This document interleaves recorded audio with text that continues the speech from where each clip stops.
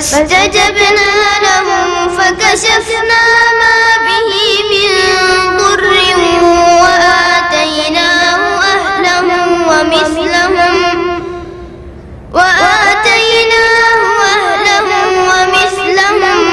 معهم رحمة من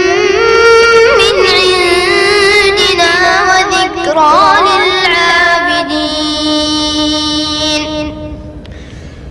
وإسماعيل وإدريس وذا الكفل كل من الصابرين وأدخلناهم في رحمتنا إنهم من الصالحين. وذا النون إذ ذهب مغاضبا فظن أن لن نقدر عليه